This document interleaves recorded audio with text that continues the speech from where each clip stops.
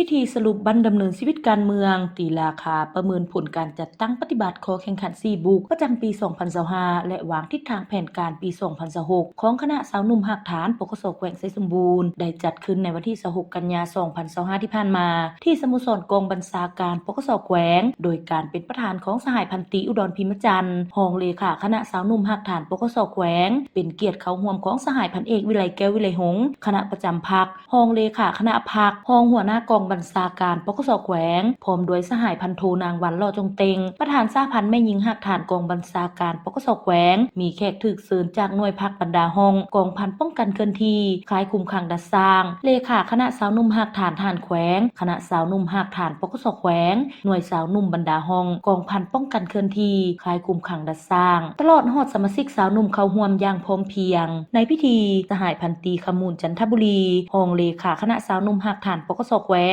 ขึ้นผ่านบทสรุปผลการจัดตั้งปฏิบัติขอแข่งขัน4บุกประจำปี 2025 และวางทิศทางแผนการปี 2026 ของคณะสาวนุ่มหักฐานปกสแขวงซึ่งคณะสาวนุ่มหักฐานปกสแขวงมีทั้งหมด9สหายมี9หน่วยที่ขึ้นกับตลอดระยะ1ปีผ่านมาคณะสาวนุ่มหักฐานปกสแขวงได้เอาใจใส่นำพาซี่นำเวียกงานขอแข่งขัน4บุกเป็นต้นบุกทางด้านแนวคิดเห็นว่าในทันแถวสมาชิกสาวนุ่มแม่นมีแนวคิดอุ่นเอียงทุนเทียงเสื่อมั่นต่อการนำพาของพรรคมีความจงรักภักดีต่อประเทศชาติมีความตื่นตัวห้าวหันปฏิบัติหน้าที่เวียกงานที่ได้รับมอบหมายนำพาสมาชิกสาวนุ่มเข้าร่วมกองประชุมเสริมซึมบรรดาเอกสารพิธีปาฐกถาเหล่ามูลเสือวันสำคัญต่างๆของพรรคของชาติได้ทั้งหมด9ครั้งบุกด้านการฝึกฝนหล่อหลอมห้ำเฮียนได้เอาใจใส่สร้างทัศนะฝึกฝนหล่อหลอมห้ำเฮียนให้สมาชิกสาวนุ่มให้มีคุณสมบัติศีลธรรมปฏิวัติมีน้ำใจเสียสละผลประโยชน์ส่วนตัวเพื่อส่วนรวมสมาชิกสาวนุ่มได้รับนโยบายย่องโยเลื่อนชั้นทั้งหมด77สหายหญิง7สหายได้เลื่อนหน้าที่ตำแหน่งขั้นแผนกขั้นหน่วยงาน59สหายหญิง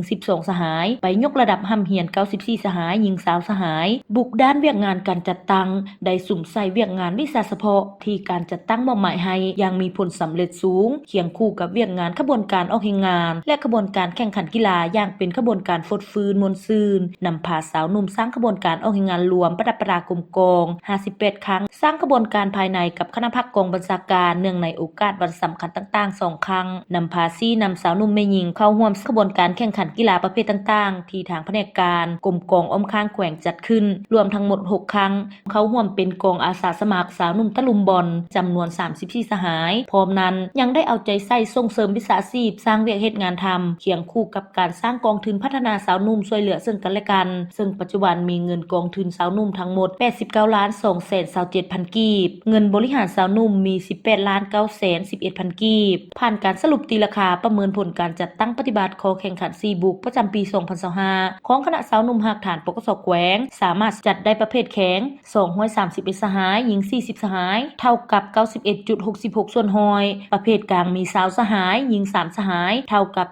7.97 ส่วนหอยประเภทอ่อน0สหายบ่ได้จัดประเภท1สหายตีราคาเนื้อในข้อแข่งขัน4บุกด้านแนวคิด 9.4 คะแนนด้านการฝึกฝนหล่อหลอมห้ำเฮียน 9.3 คะแนนด้านเวียกงานการจัดตั้ง 9.3 คะแนนและด้านวิชาชีพสร้างเวียกเฮ็ดงานทำ 9.2 คะแนนเว้ารวมแล้วคณะสาวนุ่มหักฐานปกสแขวงจัดอยู่ในประเภทแข็งในพิธียังได้ขึ้นผ่านทิศทางแผนการจัดตั้งปฏิบัติข้อแข่งขัน4บุกในปี 2026 และผ่านเนื้อในข้อแข่งขัน4บุกจากนั้นต่างหน้าบรรดาหน่วยสาวนุ่มที่ขึ้นกับคณะสาวนุ่มหักฐานปกสแขวงขึ้นจับมือแข่งขันกันจัดตั้งปฏิบัติข้อแข่งขัน4บุกในตอนหน้าตอนท้ายของพิธีสหายพันเอกวิไลแก้ววิไลหงส์ได้มีคำเห็นชี้นำและเน้นหนักให้คณะสาวนุ่มหักฐานหน่วยสาวนุ่มสุ่มใส่ศึกษาอบรมการเมืองแนวคิดให้สมาชิกสาวนุ่มเป็นปกติและต่อเนื่องปฏิบัติระบอบดำเนินชีวิตการเมืองสำนิติโสมซึ่งกันและกันให้เป็นปกติยกสูงความรับผิดชอบของหน้าที่การเมืองเพิ่มทวีการนำพาซี่นำปรับปรุงแบบแผนวิธีเฮ็ดเวียก